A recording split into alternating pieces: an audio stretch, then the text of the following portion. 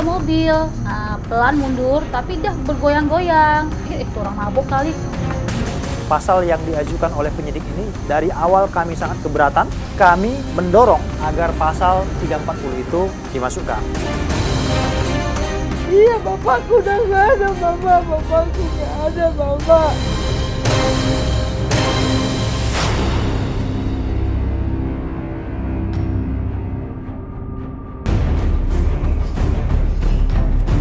Menurut keterangan warga, saat peristiwa terjadi, mobil yang dikemudikan Sony Rizal Taihitu, sopir taksi online yang dibunuh oleh penumpangnya, masuk lewat perumahan Bukit Cengkeh 2.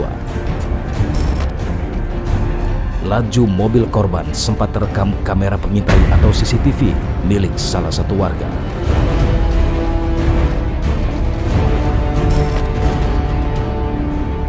Mobil kemudian masuk ke dalam jalan Banjarmasin dan diduga kuat pembunuhan pun terjadi di jalan Banjarmasin ini. Kemungkinan lain, usai mengeksekusi korban, pelaku lari melalui tembok pembatas perumahan ini.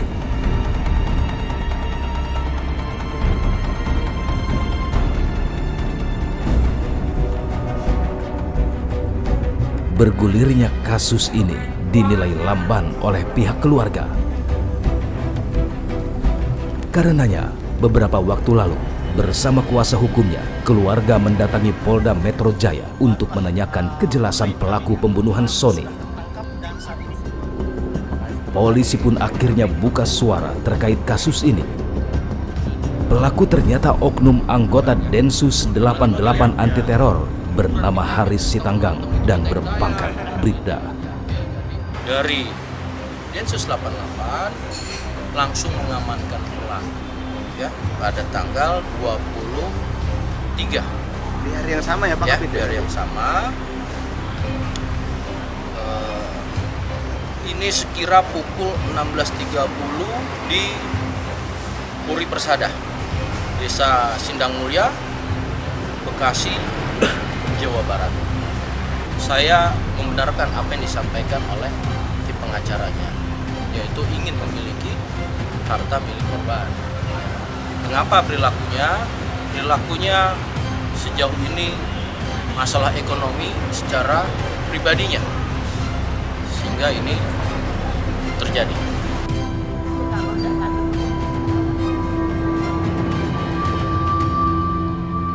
Kami sempat menemui Jundri R. Brutu yang kebetulan sedang berada di rumah keluarga korban di perumahan Mekarsari Permai, Tambun Selatan, Kabupaten Bekasi.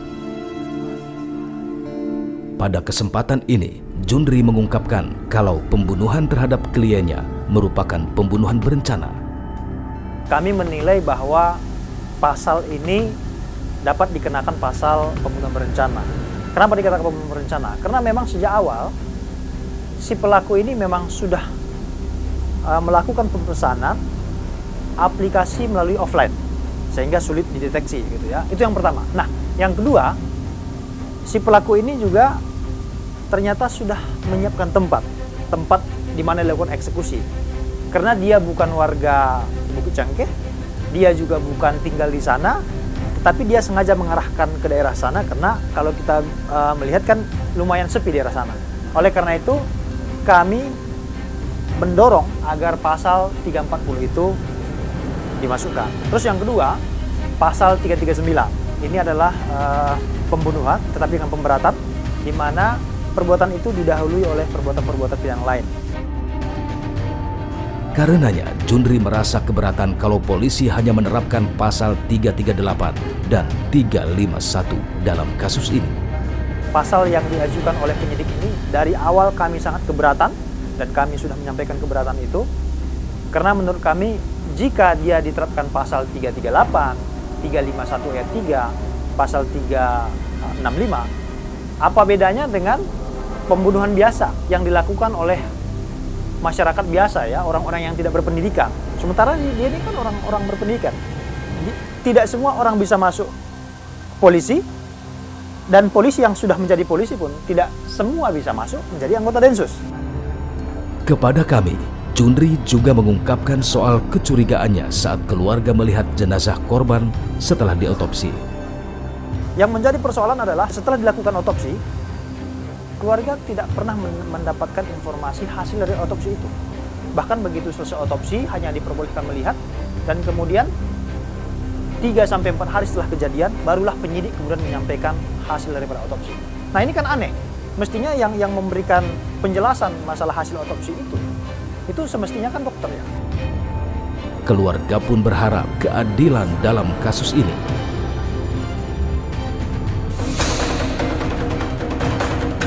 Menurut keterangan yang kami dapat, saat itu pelaku memesan taksi online secara offline dari kawasan Semanggi dan minta diantar ke arah perumahan Bukit Cengkeh.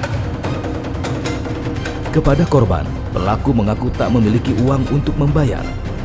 Namun korban tetap mengantarnya.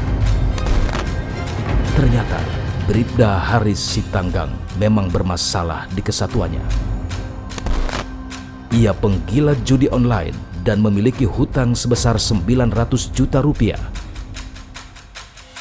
Dan berikut daftar dosa Bribda Haris Sitanggang.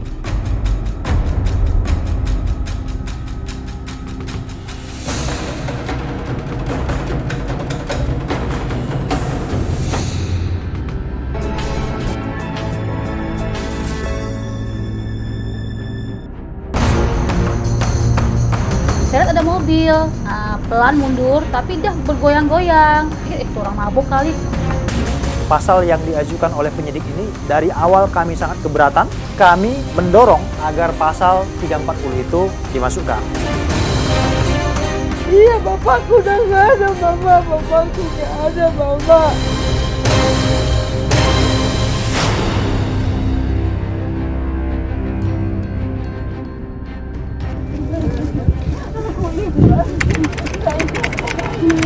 Iya, aku tahu, Mak.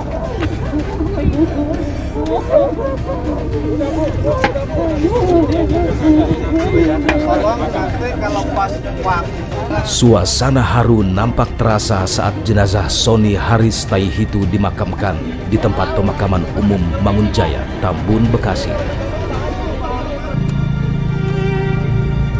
Sony merupakan sopir taksi online yang tewas dibunuh oleh oknum anggota Densus 88 anti teror Bribda Haris Sitanggang pada 23 Januari 2023 lalu. Jadi ke Semarang, Mas, ya Allah.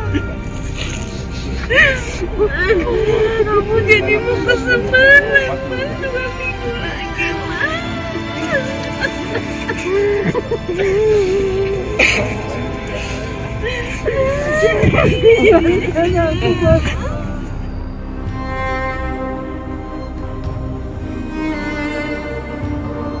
Rusni Masna Asminta Brutu, wanita ini masih terlihat terpukul atas peristiwa yang menimpa suaminya, Sony Rizal Taihitu.